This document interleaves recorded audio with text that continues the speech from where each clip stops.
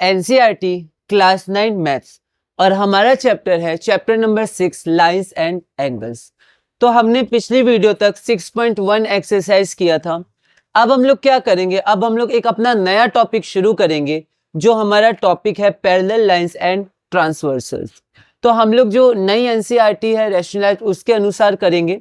तो हमारा है मैथ्स 9.6। तो मैथ्स 9.6 हम लोग देखेंगे और इसमें ये हमारी होगी क्लास नंबर 3। तो इसमें सबसे पहले हम लोग देखते हैं ट्रांसवर्सल और पैरेलल लाइंस क्या होते हैं। तो हमें पता है लाइंस दो तरह के हम लोग बोल सकते हैं, एक इंटरसेक्टिंग लाइंस जो एक दूसरे को कट करेंगे। तो मान लेते हैं हमारे पास दो इंटरसेक्टिंग लाइंस है, ये हो गया और एक ये हो गया। अब अगर ये आमने सामने ही काट दें तो भी इंटरसेक्टिंग है, या फिर ये पीछे जाके हम लोग सोच सकते हैं ये काटेंगी तो फिर ये क्या हो गया, इंटरसेक्टिंग ही मानी जाएंगी। एक लाइन को एम मान लेते हैं और एक लाइन को एन मान लेते हैं। ट्रांसवर्सल क्या होता है, ट्रांसवर्सल वो लाइन होती है दो या दो से अधिक लाइनों को कट करती है। तो यहाँ पर मैंने एक ट्रांसवर्सल मान लिया तो ये मेरे पास एक ट्रांसवर्सल एल हो गया। तो ये तो इंटरसेक्टिंग लाइंस हो गई। अब एक पैरेलल लाइंस मानते हैं जो एक दूसरे को कभी कट नहीं करेंगी, जैसे रेल की दो पटरियां होती हैं बिल्कुल वैसे ही। तो जैसे ये रहा एक और ये रहा एक, ठीक है, इसको हम लोग स्ट्रेट ड्रॉ करेंगे ताकि ये कट ना करें। तो आप इनको कितने भी आगे ले जाइए ये डिस्टेंस सेम रहेगा, ठीक है। तो आप इसको अच्छे से ड्रॉ कर लीजिएगा, है ना, पैरेलल। तो यहाँ पर फिर से एक हम लोग क्या करते हैं, ट्रांसवर्सल ले लेते हैं। मान लेते हैं वो ट्रांसवर्सल हमारे पास एल ही है और ये लाइन एम है, ये लाइन एन है। तो ये जो हमारे पास लाइंस हैं एम और एन, यहाँ पर एम और एन ये क्या है, इंटरसेक्टिंग है, इंटरसेक्टिंग। और यहाँ पर ये जो हमारे पास एम और एन है ये क्या है, ये हमारे पास पैरेलल है, ठीक है। अब यहाँ पर पॉइंट ऑफ इंटरसेक्शन, तो ये जो लाइन है मतलब ट्रांसवर्सल एल है वो लाइन एम को पी पे काटता है और यहाँ पर एन को मान लेते हैं क्यू पे कट करता है। तो इसको हम लोग ऐसे थोड़ा रिप्रेजेंट कर देते, ये हमारा पी हो गया, ये हमारा क्यू हो गया। उसी तरह मान लेते ये हमारे पास पी हो गया, ये हमारे पास क्यू हो गया। अब अगर हम लोग पी पे देखें तो चार एंगल्स बन रहे हैं 1 2 3 4। तो जैसे एनसीईआरटी में लेबलिंग आप वैसे कर सकते हैं, अपनी तरह से कर सकते हैं, कोई दिक्कत नहीं है।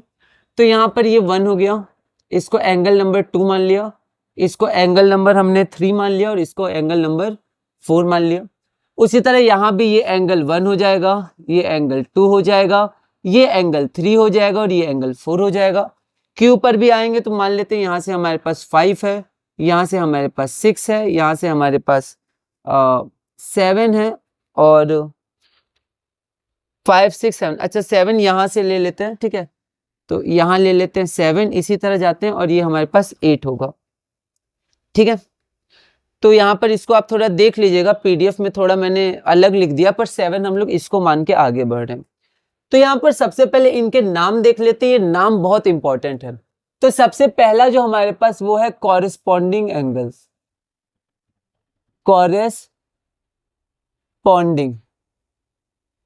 कॉरेस्पॉन्डिंग एंगल्स क्या क्या हो जाएंगे। तो कॉरेस्पॉन्डिंग एंगल्स हमारे पास हो जाएगा, देखिए एंगल 1 और इधर एंगल 5। तो एंगल 1 और एंगल 5। अब अगर ये आपका इंटरसेक्टिंग लाइंस है तो इसमें ऐसा कोई संबंध होता नहीं है, पर अगर ये पैरेलल लाइंस है तो अगर मैं यहाँ पर इसको लिख दूं, ये हमारे पास 5 है, ये हमारे पास 6 है, ये हमारे पास 7 है, ये हमारे पास 8 है। तो हम लोग पैरेलल लाइंस की बात करते हैं, जो कॉरेस्पॉन्डिंग एंगल्स होते हैं वो इक्वल होते हैं, मतलब एंगल 1 बराबर एंगल 5, उसके बाद हमारा एंगल 2 और एंगल 6 है। थोड़े से आप प्रैक्टिस करिएगा, खुद ऑब्जर्व करिएगा, हो जाएगा, इंपॉर्टेंट है। उसके बाद एंगल 4 और एंगल 8, तो angle 4 is equal to angle 8 and angle 3 is equal to angle 7। तो ये हो गया एंगल 3 और ये हमारा हो गया एंगल नंबर 7, ठीक है। तो ये हमारे पास क्या हो गया, कॉरेस्पॉन्डिंग एंगल्स हो गया। तो पैरेलल लाइंस को जब ट्रांसवर्सल कट करता है तो जो कॉरेस्पॉन्डिंग एंगल्स होते हैं वो इक्वल होते हैं, चार पेयर बनेंगे, वो क्या होंगे, इक्वल होंगे। उसके बाद सेकंड हमारा आता है ऑल्टरनेट एंगल्स। तो अब मैं क्या करता हूँ, एक बार इसको मैं रब कर देता हूँ। तो अब हम लोग आगे बढ़ते हैं।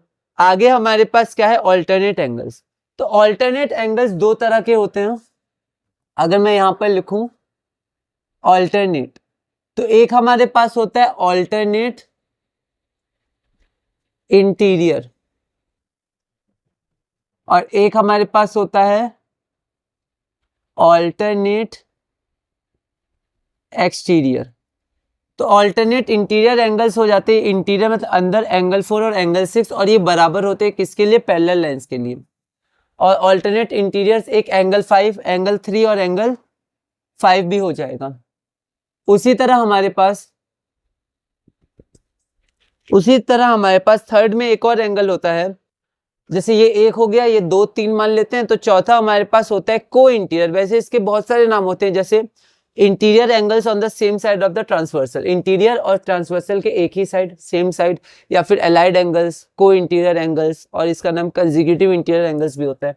तो यहाँ पर जनरली हम लोग को इंटीरियर एंगल्स ले लेते हैं। को इंटीरियर, तो को इंटीरियर एंगल्स के 2 पेयर बनेंगे, एक एंगल 3 और एंगल 6, और एक एंगल 4 और एंगल 5, इनका सम 180 डिग्री होता है।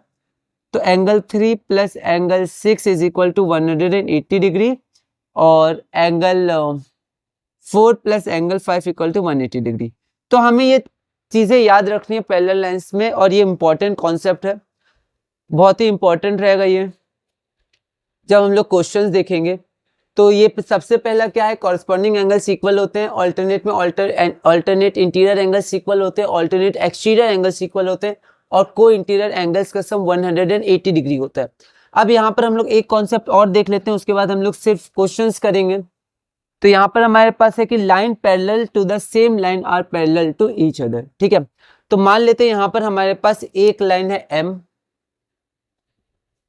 और ये M क्या है, L के पैरेलल है, मतलब M पैरेलल टू L। और हमारे पास एक और लाइन है N, तो N भी पैरेलल टू L है। तो देखिए M का संबंध L से है और N का भी L से है, पर MN का संबंध नहीं है, तो फिर नहीं हम लोग को दिया हुआ है। तो अगर कोई दो लाइंस किसी एक लाइन के पैरेलल है, तो वो दो लाइंस आपस में भी पैरेलल होंगी, ठीक है। तो अगर M पैरेलल है L के, तो N और N पैरेलल है L के, अगर ये है तो हम लोग क्या मानेंगे, M पैरेलल है N के। दो या दो से अधिक लाइंस भी हो सकती हैं, ठीक है। तो ये हमारे पास पूरा हुआ। अब हम क्या करते हैं, क्वेश्चंस करते हैं। तो क्वेश्चंस में यहाँ पर मैंने PDF में लिखा है क्वेश्चंस, तो हम लोग क्या करेंगे, यहाँ पर सिर्फ डिस्कस करेंगे। मैं फिगर बना दूंगा, फिगर बहुत इंपॉर्टेंट है, ठीक है, लाइंस एंड एंगल्स में, ठीक है। और भी जगह इंपॉर्टेंट है, फिजिक्स के क्वेश्चंस होते हैं, मोशन वगैरह के, वहां भी फिगर बहुत इंपॉर्टेंट होता है। वैसे यहाँ पर एक बार फिगर हम लोग बना लेंगे तो हम लोग समझ पाएंगे, जैसे एक्सरसाइज 6.1 में हमने देखा था। NCERT सॉल्व एग्जाम्पल का क्वेश्चन है। क्वेश्चन क्या है, if PQ is parallel to RS। तो यहाँ पर हमारे पास एक PQ दिया हुआ है, मान लेते हैं, मतलब ये दिया ही हुआ है तो यही मानेंगे हम लोग, P ये दिया हुआ है और Q ये दिया हुआ है, और एक लाइन हमारे पास क्या दिया है, RS। तो ये R हो गया और ये S हो गया, और दिया हुआ है एंगल MXQ। तो यहाँ पर MXQ ये देख लेते, तो यहाँ पर ऐसे बनाया गया फिगर में। तो ये हमारे पास M दिया हुआ है, ये हमारे पास X दिया, ये Q है ना। दोबारा आप क्वेश्चन लिखिएगा, मतलब आंसर में जो फिगर है वो दोबारा आंसर में उतारिएगा, ठीक है। और हमारे पास क्या क्या दिया, गिवन वगैरह आप देख लीजिएगा। दिया हुआ है एंगल MXQ, तो ये M है, ये X है, ये Q है। MXQ बराबर क्या दिया है, 135 डिग्री, तो आप गिवन में लिख सकते हैं। और दिया है एंगल MYR, MY का है, अच्छा ये Y है, सॉरी ये हमारा Y था क्योंकि Q तो ये रहा। तो MYR, तो MYR हमारे पास 40 डिग्री है यहाँ पर। और पूछा गया XMY, X का है, XMY मतलब बीच वाला एंगल हमें निकालना है। तो यहाँ पर मैं सिर्फ 2 फाइंड लिख देता हूँ, बाकी गिवन आप लिख दीजिएगा। 2 फाइंड क्या है, 2 फाइंड हमारे पास है एंगल XMY। अब आप इसको कैसे करिएगा, तो देखिए किसी किसी में ना कुछ कंस्ट्रक्शन होता है, तो यहाँ पर पहले हम लोग कंस्ट्रक्शन देख लेते हैं, उसके बाद आगे बढ़ते हैं। तो यहाँ पर एक लाइन आप पैरेलल बना दीजिए PQ के, तो एक लाइन हम लोग पैरेलल बना देते हैं, इससे आसान हो जाएगा। वो लाइन AB है, AB लाइन हमने पैरेलल बना दी किसके, PQ के।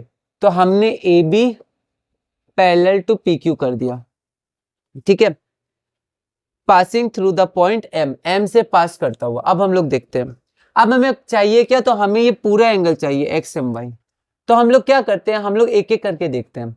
अब AB और PQ पैरेलल है, ठीक है, तो ये जो एंगल है ये वाला MXQ और XMB, ये दोनों क्या को इंटीरियर है, देखिए अंदर में है, और ये ट्रांसवर्सल हो गया XM, तो उसके एक तरफ है को इंटीरियर, ये सब आपको पहचानना होगा।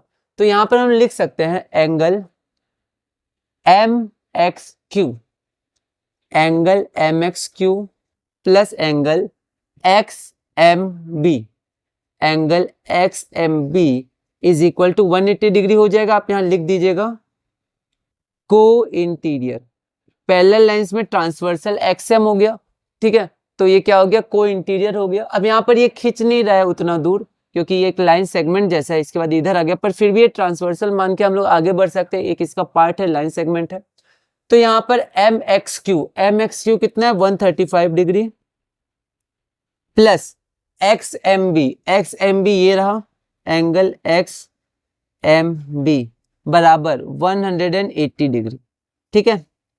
तो एंगल XMB बराबर कितना हो जाएगा, ये वाला एंगल, क्योंकि देखिए हमें निकालना है XMY, तो हम लोग ये दोनों पार्ट निकाल लें फिर जोड़ देंगे। तो XMB कितना हो जाएगा 180 डिग्री माइनस 135 डिग्री, तो ये कितना हो जाएगा हमारे पास 45 डिग्री हो जाएगा। कितना, तो ये हमारे पास क्या हो गया 45 डिग्री हो गया, ठीक है। अब किसी तरह अगर हम लोग ये निकाल लें तो दोनों को जोड़ देंगे तो ये बीच वाला एंगल हमें निकल जाएगा, ठीक है। तो अब हम लोग दूसरा यूज करते हैं, ये दोनों लाइन AB और RS, लेकिन अब ध्यान दीजिए AB और RS पैरेलल दिया नहीं हुआ है, क्यों, क्योंकि AB पैरेलल टू PQ ये हमने माना था, और क्वेश्चन में गिवन है PQ पैरेलल टू RS। तो अब आप यहां देखिए कि PQ कॉमन है, AB PQ के पैरेलल है, मतलब AB PQ के पैरेलल है और RS भी PQ के पैरेलल है, RS PQ के पैरेलल है। तो ये दोनों लाइन इस लाइन के पैरेलल है, तो ये दोनों लाइन क्या होगा, आपस में भी पैरेलल होगा, ठीक है। तो हम लोग यहां से लिख सकते हैं AB parallel to PQ and PQ parallel to RS, therefore AB is parallel to RS। अब एक बार हमें AB और RS पैरेलल मिल गया तो अब हम लोग आगे बढ़ सकते हैं। कैसे आगे बढ़ेंगे, तो यहां देखिए कि फिर से MY हमारे पास ट्रांसवर्सल है। अब MY ट्रांसवर्सल है तो ये अंदर में है और ये क्या ऑपोजिट जैसा, मतलब ऑल्टरनेट कह सकते हैं, ऑल्टरनेट इंटीरियर एंगल। तो ये एंगल बराबर होगा, तो यहां से हम लोग लिख सकते हैं angle BMY is equal to angle RYM, ठीक है। तो यहां से हम लोग देख सकते हैं एंगल BMY कहां गया, BMY is equal to RYM, और RYM 40 डिग्री दिया हुआ है 40 डिग्री, तो बस हमें ये मिल गया। अब BMY कितना आ गया 40 डिग्री, तो XMY क्या हो जाएगा XMB प्लस BMY, मतलब XMB 45 डिग्री और BMY 40 डिग्री, तो हमारा आंसर कितना आ जाएगा 85 डिग्री, ठीक है। तो ये हमारा आंसर है। तो इसमें आपको क्या करना है, इसमें आपको एक बार देखना होगा, ठीक है, और थोड़ी सी प्रैक्टिस आप करिएगा। कुछ क्वेश्चन आप देख लीजिए आंसर, अगर आपको पूरा नहीं मिले कोई दिक्कत नहीं है, फिर उसको आप ऑब्जर्व करिए, बार बार देखिए कैसे हुआ क्या नहीं हुआ, फिर उसके बाद आप क्या करिएगा आगे बना पाइएगा। तो अब हम लोग एक क्वेश्चन और करते हैं, ये भी NCERT सॉल्व एग्जाम्पल है, फिर हम लोग एक्सरसाइज 6.2 में जाएंगे और चैप्टर अपना पूरा करेंगे। तो यहाँ पर आप देखिए हमारे पास क्या है, AB पैरेलल टू CD दिया हुआ है और CD पैरेलल टू EF दिया हुआ है, ठीक है। तो यहाँ पर इसको हम लोग थोड़ा गिवन से सॉल्व कर लेते हैं। गिवन क्या है, तो AB हमारा क्या दिया है पैरेलल टू CD दिया हुआ है, और हमारे पास क्या दिया हुआ है CD पैरेलल टू EF दिया हुआ है, ठीक है। और EA परपेंडिकुलर टू AB दिया हुआ है, EA परपेंडिकुलर टू AB दिया हुआ है, साथ में एंगल BEF दिया हुआ है, एंगल BEF दिया हुआ है 55 degree. Find the value of X, Y and Z। तो हमें फाइंड क्या करना है, तो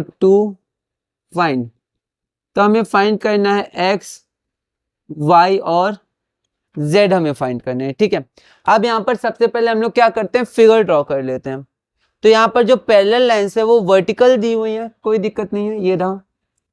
तो हम लोग यहाँ पर इसको थोड़ा वर्टिकल ड्रॉ कर लेते हैं। तो एक हमारे पास ये है, ये हमारे पास AB हो गया, A और B, उसके बाद ये हो गया,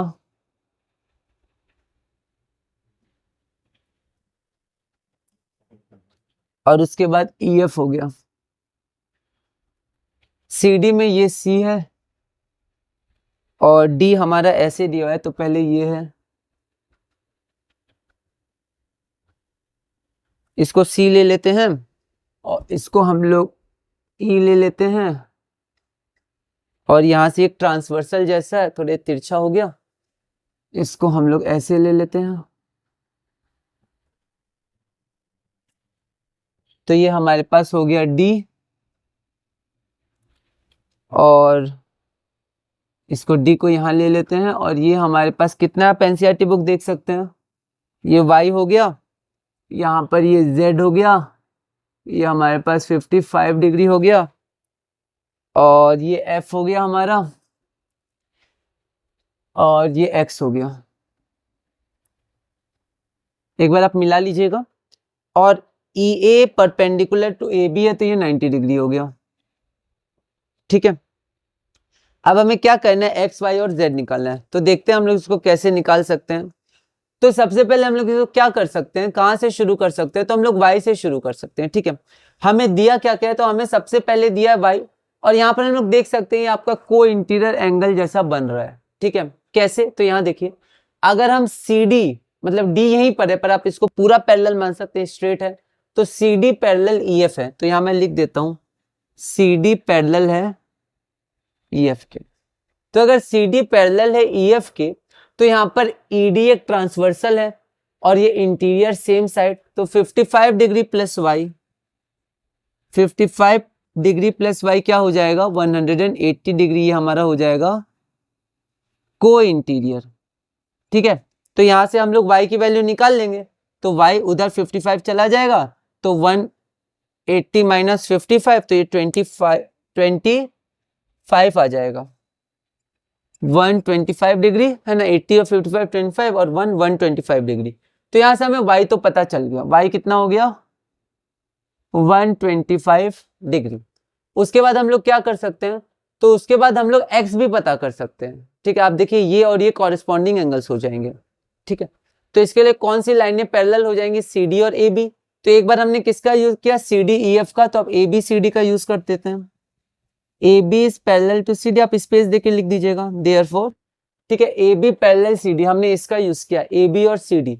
तो यहाँ पर हम लोग D, अब इसका कुछ नाम नहीं है, तो हम लोग ED ले लेते हैं, ED वाला ट्रांसवर्सल है। ठीक है, इस पर, तो यहाँ पर X और Y ये क्या हो जाएगा, कॉरेस्पॉन्डिंग एंगल, तो हम लिख सकते हैं X इक्वल टू Y। क्यों, क्योंकि कॉरेस्पॉन्डिंग है, कॉरेस्पॉन्डिंग एंगल्स। ठीक है, तो X इक्वल टू Y, तो Y कितना था, 125 डिग्री, तो X बराबर हो गया 125 डिग्री। ठीक है, तो यहाँ पर X की भी वैल्यू हमें निकल के आ गई 125 डिग्री। अब उसके बाद हम लोग क्या करेंगे, उसके बाद हम लोग किसका किसका हो गया, CD EF का हो गया, CD EF AB CD हो गया। अब हमें Z निकालना है, तो Z के लिए हम लोग क्या करते हैं, AB और EF को पैरेलल लेते हैं। लेकिन अब ध्यान दीजिए, AB और EF पैरेलल दिया नहीं है, दिया है ABCD और CDEF। तो देखिए ABCD के पैरेलल है और EF भी CD के पैरेलल है, ABCD के पैरेलल है, EF भी CD के पैरेलल है। जब दो या दो से अधिक लाइन किसी एक लाइन के पैरेलल होती है, तो वो दोनों आपस में ही पैरेलल हो सकते हैं। तो हम लोग यहां से लिख सकते हैं AB is parallel to EF। अब अगर AB EF के पैरेलल होगा तो क्या होगा, तो इसमें क्या होगा कि ये आपका जो हो जाएगा ट्रांसवर्सल AE हो जाएगा, ये AB है, ये EF है, ये आपका ट्रांसवर्सल है। तो अगर ये ट्रांसवर्सल है, तो इन दोनों का सम क्या हो जाएगा, 180 डिग्री हो जाएगा। मतलब एंगल हम लोग ले लेते हैं EAB, angle EAB plus angle, तो एक हो गया angle EAB plus angle AEF, 180 degree. ठीक है, अब ये परपेंडिकुलर है, तो ये 90, तो ये भी 90, आप ऐसे भी सोच सकते हैं। ठीक है, तो यहाँ पर ये पैरेलल है, परपेंडिकुलर, तो 90 90 होगा। ऐसे भी अगर आप देखें कि AB और EF पैरेलल है और AE ट्रांसवर्सल है, तो ट्रांसवर्सल के ये सेम साइड हो गया, ये वाला एंगल, ये वाला एंगल, तो ये 180 डिग्री होगा। तो आप देखिए EAB कितना है, तो 90 डिग्री है, दिया हुआ है, और AEF ए ई एफ किससे मिलके बना है, तो जेड और 55 डिग्री से मिलकर बना है। फिर से देखिए ए ई एफ दो एंगल से मिला है, जेड और 55 डिग्री। तो हम लोग इसको लिख सकते हैं, या मैं अगर इसको मिटा दूं तो z plus 55 degree is equal to 180 degree. तो 90 प्लस 55 डिग्री कितना हो गया, 145 डिग्री, ठीक है, plus z is equal to 180 degree. तो z का वैल्यू क्या हो गया, 180 डिग्री माइनस 145 डिग्री। तो ये कितना हो गया, 55, 65, 75, 35 डिग्री हो गया z। तो z हमारा कितना हो गया, 35 डिग्री। थोड़े अलग मेथड भी हो सकते हैं, कुछ और भी आप देख सकते हैं, आप ऐसे ही बना सकते हैं, पर आपका फाइनल आंसर आएगा x is equal to 125 degree, y is equal to 125 degree, z is equal to 35 degree. तो इसी के साथ हमने अपनी क्लास नंबर 3 पूरी की। क्लास नंबर 4 में हम लोग क्या करेंगे, एक्सरसाइज 6.2 करेंगे। 6.2 के सारे क्वेश्चंस नहीं करेंगे, उसमें से हम लोग लास्ट वाला क्वेश्चन नहीं देखेंगे, और 4 क्वेश्चंस हम लोग करेंगे, ठीक है, क्लास 4 में, और क्लास 5 में चौथा क्वेश्चन करेंगे। उसके बाद हम इस चैप्टर को पूरा करेंगे। एनसीईआरटी क्लास 9 मैथ्स, उसमें हम लोग क्लास 3 में आगे बढ़ते हैं। अब हम लोग पैरेलल लाइंस के बारे में थोड़ा जानेंगे, और ये जो कॉन्सेप्ट है वो मैथ्स के लिए बहुत ही इंपॉर्टेंट है। तो क्लास 3 में सबसे पहले हम लोग देखते हैं ट्रांसवर्सल क्या होता है। तो ट्रांसवर्सल उस लाइन को कहते हैं जो दो या दो से ज़्यादा लाइंस को क्या करे, डिस्टिंक्ट पॉइंट्स पर कट करे, ठीक है। तो हमने कोई भी दो लाइन ले ली, मान लेते हैं हमने दो लाइन ले ली, एक ये और एक ये, और ये एक लाइन है जो दो लाइंस को, इसको और इसको इंटरसेक्ट करिए, इस पे और इस पे। तो ये वाली जो लाइन है, इस लाइन को बोलेंगे ट्रांसवर्सल, ठीक है। माना हमारे पास दो लाइन है m और n, तो दो लाइंस को हमने m और n से रिप्रेजेंट किया। यहाँ पर देख सकते हैं ये लाइन m है, ये वाली पूरी, और ये n है। तो सिर्फ mn भी लिख सकते हैं, या लाइन m और लाइन n भी हम लिख सकते हैं। माना हमारे पास दो लाइन है m और n, l एक लाइन है जो m को p पर कट करती है और n को q पर कट करती है। तो यहाँ पर मैंने एक लाइन बनाई l, जो m को कहाँ कट कर रही है, p पर, और n को कहाँ कट कर रही है, q पर कट कर रही है। तो यहाँ पर आगे बढ़ते हैं हम लोग। तो लाइन m और लाइन l यहाँ पर हमारे पास पैरेलल नहीं है, ठीक है। पैरेलल लाइन कौन सी होती है, जो कभी एक दूसरे को कट नहीं करती हैं, आगे बढ़ती जाएंगी, कभी कट नहीं करेंगी, ठीक है। तो ये पैरेलल लाइंस है। पर ट्रांसवर्सल कोई भी दो लाइंस में हम लोग बना सकते हैं। तो यहाँ पर दो लाइन है ना, एनसीईआरटी में आप अच्छे से इसको देख सकते हैं, ये दो लाइन है m और n, और यहाँ पर एक ट्रांसवर्सल हमारे पास l आ गया। अब यहाँ पर हमारे पास दो पॉइंट p और q बन गए। अब पॉइंट P और पॉइंट Q पर चार चार एंगल्स बन रहे हैं, हम लोग यहाँ देख सकते हैं पॉइंट P और पॉइंट Q पर 1 2 3 4 और Q पर 5 6 7 8। अब हमें क्या करना है, इसी के बीच में देखना है थोड़ा रिलेशन, या फिर इनके नाम हम लोग को देखना है। तो टोटल 8 एंगल्स बन गए, 1 2 3 4 P पर और Q पर 5 6 7 8, ठीक है। अब इन एंगल्स के नाम क्या होता है, तो कॉरस्पॉन्डिंग एंगल्स कौन से होते हैं, तो ध्यान से देखेंगे, ये 1 और इसके नीचे 5, तो ये इस लाइन के ऊपर है और ये इस लाइन के ऊपर है, ठीक है। तो 1 और 5 हमारे पास क्या हो गए, कॉरस्पॉन्डिंग एंगल्स हो गए। 2 6 4 8 और 3 7 कॉरस्पॉन्डिंग एंगल्स हो गए। उसी तरह ऑल्टरनेट एंगल्स कौन से हो गए, तो ऑल्टरनेट एंगल्स दो तरह के होते हैं, ऑल्टरनेट इंटीरियर, ऑल्टरनेट एक्सटीरियर। तो ये हमने देखा, ये हमारे पास ऑल्टरनेट इंटीरियर, ऑल्टरनेट एक्सटीरियर। फिर यहाँ पर interior angles on the same side of the transversal, ये ट्रांसवर्सल है, इसके लेफ्ट साइड में ही देखें तो ये हो गया, और ये राइट साइड में देखें तो 3 और 6 हो गया। इसको को इंटीरियर एंगल्स या फिर एलाइड एंगल्स या फिर कॉन्जिक्यूटिव इंटीरियर एंगल्स भी कहते हैं। ऑल्टरनेट इंटीरियर एंगल्स को कई बार हम सिर्फ ऑल्टरनेट एंगल्स भी कहते हैं। तो जो अल्टरनेट इंटीरियर एंगल्स है, इसको आप अल्टरनेट एंगल भी सिर्फ कह सकते हैं। जनरली यही नाम हम लोग पुकारते हैं, इंटीरियर नहीं बताते हैं, मतलब नहीं लिखते हैं। पर जब एक्सटीरियर मतलब कहना हो या लिखना हो तो हम लोग लिखते हैं अल्टरनेट एक्सटीरियर एंगल्स। तो पिछली बार जो दो लाइंस थी वो पैरेलल नहीं थी, अब हम पैरेलल लाइंस और ट्रांसवर्सल को स्टडी करते हैं। तो यहाँ पर ये m और n ये दोनों क्या है, पैरेलल है, और l हमारे पास क्या है, ट्रांसवर्सल है। तो यहाँ पर फिर से पॉइंट P पर l कट कर रही है m को और n को पॉइंट Q पर। तो फिर से हमारे पास 8 एंगल्स बनेंगे, 1 2 3 4 और 5 6 7 8।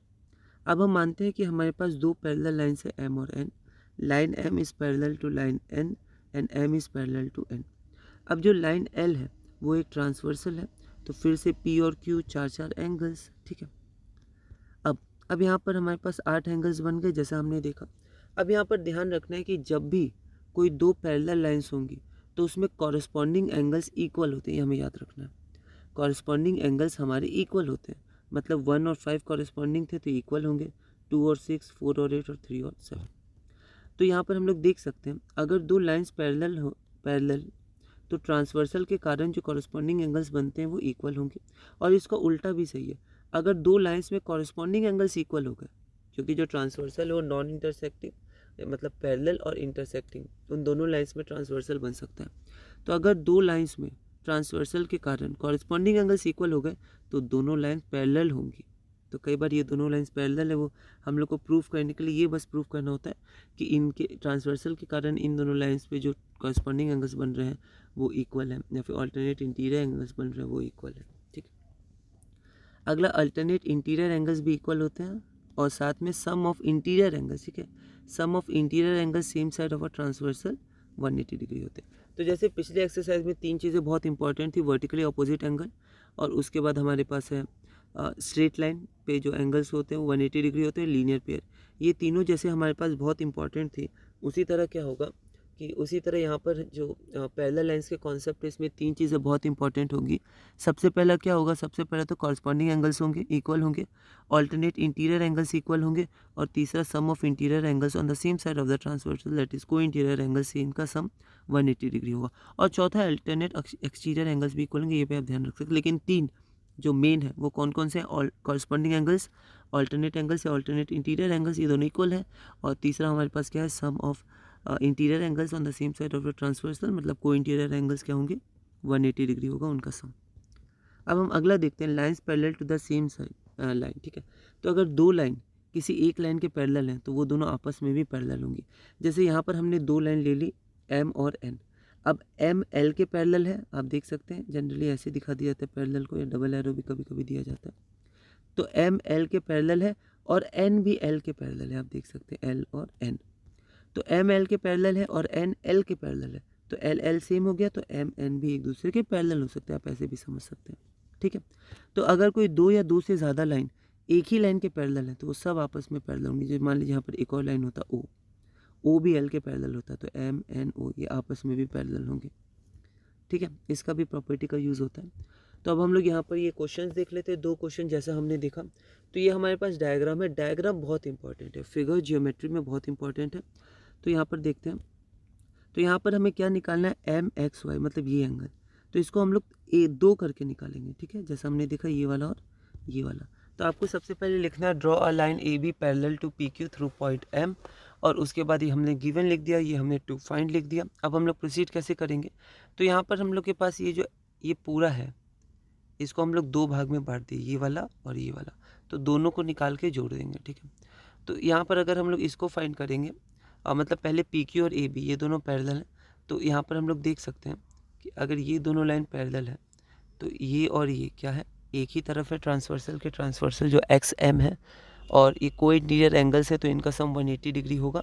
तो यहाँ पर 135 था तो ये हमारा 45 डिग्री आ जाएगा। ठीक है, तो यहाँ पर ये 45 डिग्री आ गया। एक बार आपने निकाल लिया 45 डिग्री फिर आप यहाँ पर पुट कर सकते हैं, पर आपको ध्यान रखना 45 डिग्री गिवन नहीं था, गिवन तो 135 डिग्री था, वो तो हमने बाद में यहाँ 45 लिख दिया। ठीक है, तो ये हमारा इक्वेशन नंबर 1 हो गया।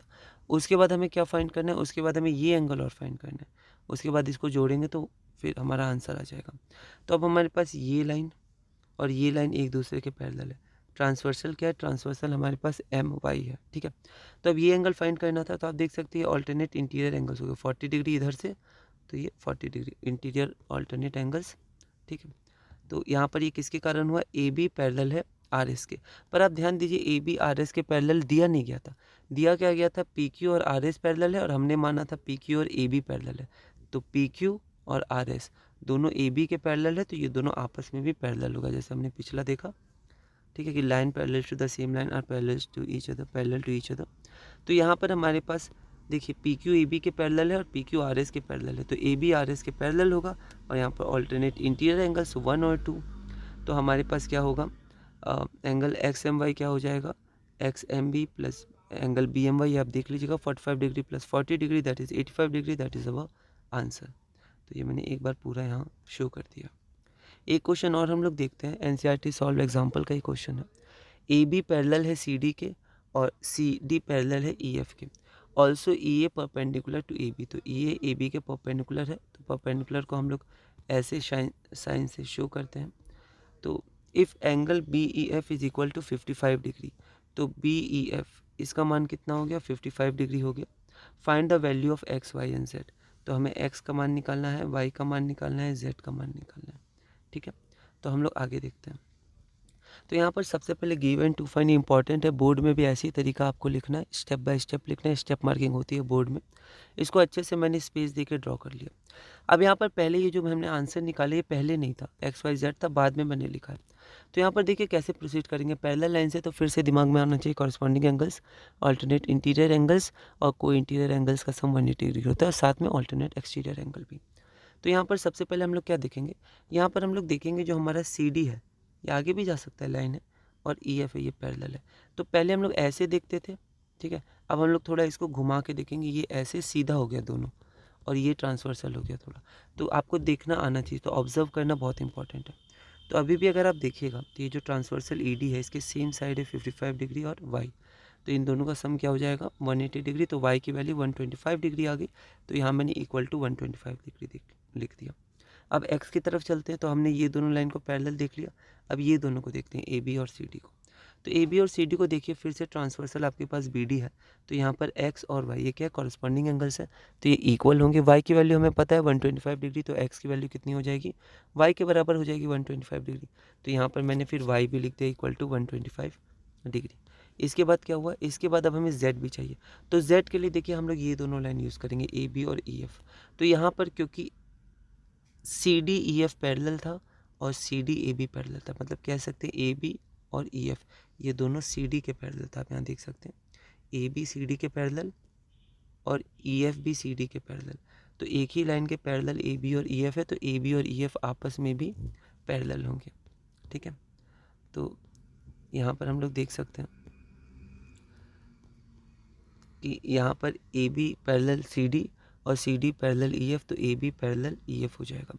अब यहाँ पर हम लोग कैसे Z निकालेंगे, तो फिर देखिए अब CD को आप 1 मिनट छोड़ सकते हैं, AB और EF पैरेलल है, तो आपको देखना होगा कैसे, आप इसको छोड़ के देख सकते हो, वरना कई बार तीनों मन में कंफ्यूज हो जाते हैं और समझ नहीं पाते, तो आपको प्रैक्टिस करना है, बार बार देखने की कोशिश करनी है। मैथ्स में आप प्रैक्टिस करिएगा, थोड़ा सोचिएगा, तो धीरे धीरे आराम से हो जाएगा। तो यहाँ पर AB और EF ये पैरेलल है, तो ये ट्रांसवर्सल आपके पास AE एक ट्रांसवर्सल है। अब यहाँ पर आप देखिए ये जो एंगल हो जाएगा EA के या AE के सेम साइड को इंटीरियर एंगल्स, ये वाला पूरा एंगल और ये वाला पूरा एंगल 180 डिग्री के बराबर हो जाएगा। तो अब यहाँ पर ये जो एंगल है, ये एंगल तो हमारा 90 डिग्री है, और ये जो एंगल हमारे पास है ये Z से बना है और 55 डिग्री से बना है। तो Z plus 55 degree plus 90 degree 180 degree होगा। ठीक है, एक बार और देखते हैं। यहाँ पर ये ट्रांसवर्सल है, ठीक है, ये दोनों लाइन पैरेलल है, तो ये एंगल और ये एंगल को जोड़ेंगे तो 180 डिग्री, और ये एंगल खुद Z और 55 से बना है, तो Z plus 55 plus 90 degree is equal to 180 degree. तो यहाँ पर AB प्लस FE 180 डिग्री है, को इंटीरियर एंगल्स, और जो हमारे पास FEA है, FEA ये खुद Z और 55 से बना है, तो इसकी जगह मैंने लिख दिया Z प्लस 55, तो 90 degree plus Z plus 55 degree is equal to 180 degree, तो Z की वैल्यू 35 डिग्री आ जाएगी। तो यहाँ पर आप चाहें तो यहाँ लिख सकते हैं Z is equal to 35 degree. तो यहाँ पर XYZ हमारा हो गया, तो ये हमारा पूरा हुआ। तो इसी के साथ हमने क्लास नंबर 3 पूरा किया। क्लास नंबर 4 में हम लोग और क्वेश्चंस करेंगे और एक्सरसाइज 6.2 के क्वेश्चन करेंगे। NCERT के क्वेश्चन कर रहे हैं हम लोग, बहुत ही धीरे धीरे समझ रहे हैं, ब्रीफ में छोटी छोटी बातें समझ रहे हैं कैसे हम लोग आगे बढ़ सकते हैं। इसी तरह धीरे धीरे हम लोग आगे बढ़ेंगे।